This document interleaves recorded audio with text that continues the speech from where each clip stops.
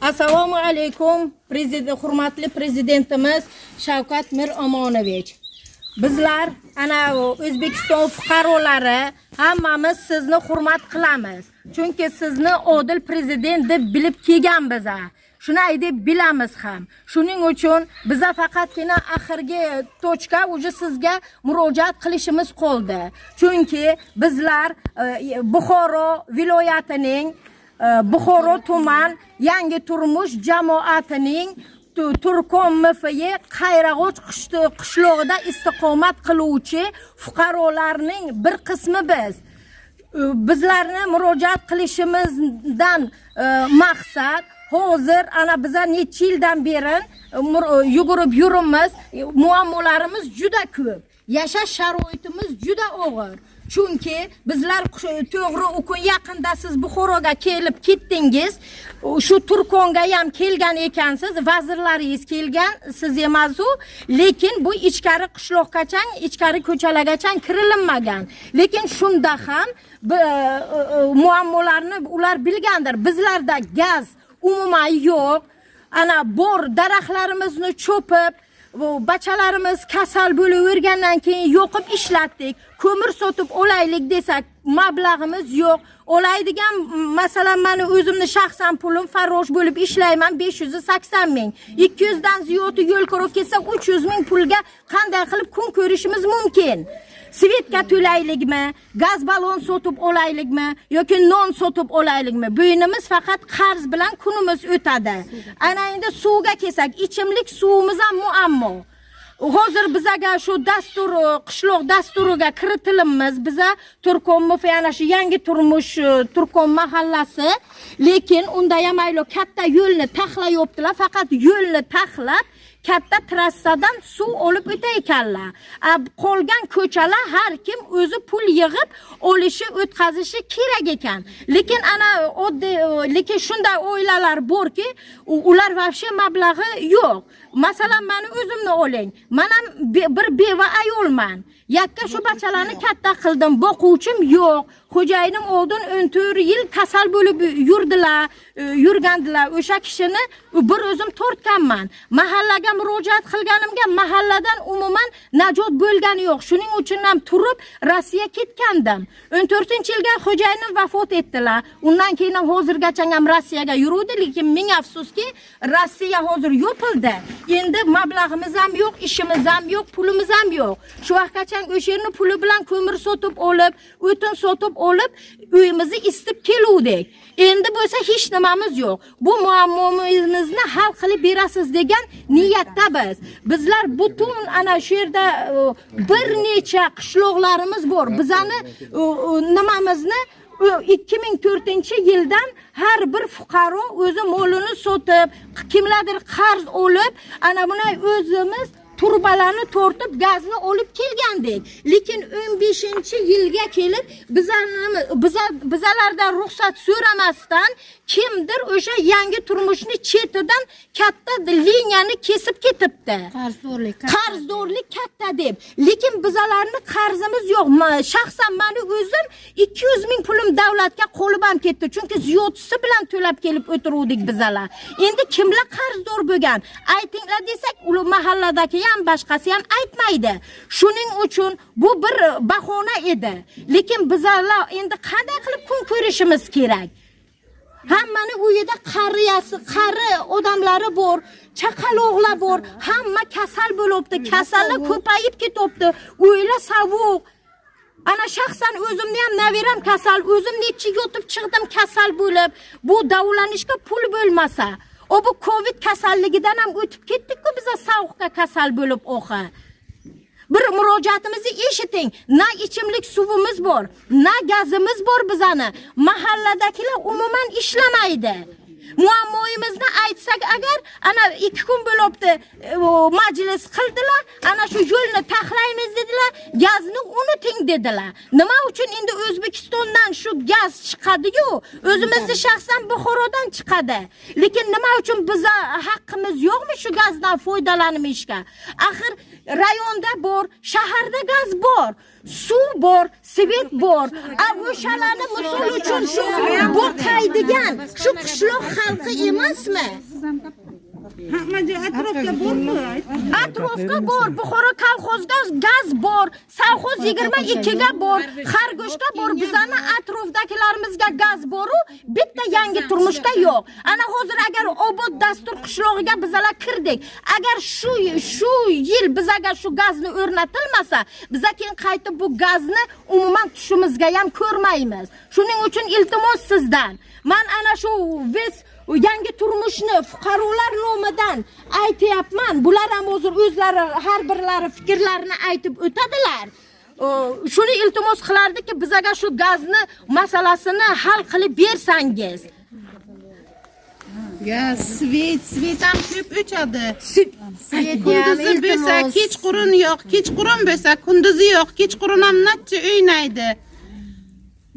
Soat ertalab onlayn dars etadi. Yo'limizlarimiz yomon. Remont talab necha yildan beri shunday qarovsiz qolgan.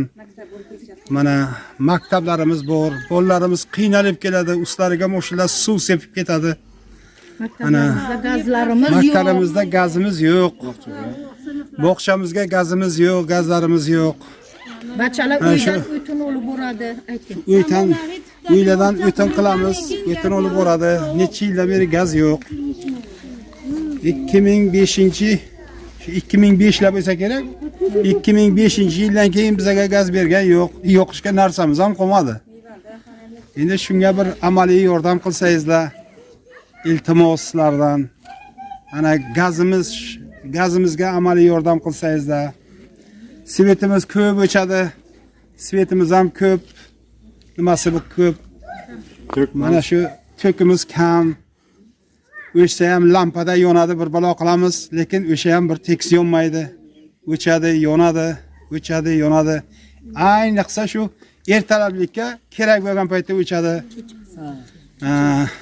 Mana shunaqa kamchiliklarimiz ko'p. Shu kamchiliklarimizga mana endi hozir yaqinda shu Obod mahalla dasturiga kiritilgan ekan. Qani bir shu masala bo'yicha bir amaliy yordam qilib bersangizlar yaxshi bo'laydi. Rahmat. Ana shu Selsovet mahallamizni ishchilarini bir almashtirsangizlar. Chunki bularga shu muammolar bilan chiqsak, umuman e'tibor berilmaydi. Salgina agar ziyotroq gapirsangiz, haqiqatni aytsangiz agar, dam o'tir tilingni kesamiz deylar, to'g'ri berarlar. Yoki haqiqatni aytsangiz agar, ustingdan hozir dalolatnoma tuzaman deb bizani qo'rqitarlar. Mayli, men ana shu butun yangi turmushni nomidan gapiryapman, men roziman. Meni peshonamdan o'tsangizlar ham, qamatasizlarmi? Nima qilsangizlar qilinglar. Faqat shu qishlog'imizga gazni beringlar, ana shu muammolarni hal qilinglar. Chunki buni yashashdan ko'ra o'lganim afzalroq. Haqiqatni aytib, mayli o'lganim, men roziman shunga. Yordam pulini boshqa ana 2020-yilda Covid masalasi bo'yicha shu sharoiti og'irlarga pul yozilinsin deganga bu endi eshitishimiz bo'yicha men ham bilmayman, men ham shu xalqning ichida yuribdi, bu mahalladagilar o'zlarini yaqinlariga, boy oilalarga yozilgan deb eshitdik. Shuning uchun tuman zam hukmini olib keldim. Men lichna shaxsan o'zim ko'taring, qani shu haqiqat rostmi dedim, lekin bermadilar. Buni ko'rish uchun prokuraturaga murojaat qiling deb aytdilar. Vaholanki meni uyimga bir qo'shiq unim yo'q. Nonni qarzga olib yeb o'tiribman. Men prokuratura borishga, ularga to'lashga pulni qayerdan olaman? Ana endi bilmadim, balkim kimlardir yolg'ondan tuhmat qilgandir. Shuning uchun shu muammoni ham kelib bir ko'tarsangiz. Chunki shu og'ir sharoiti borlar bor. Ana masalan, meni o'zim ham necha oylab yugurdim yordam puliga. Qishlog'imizga bitta sportzal yo'q.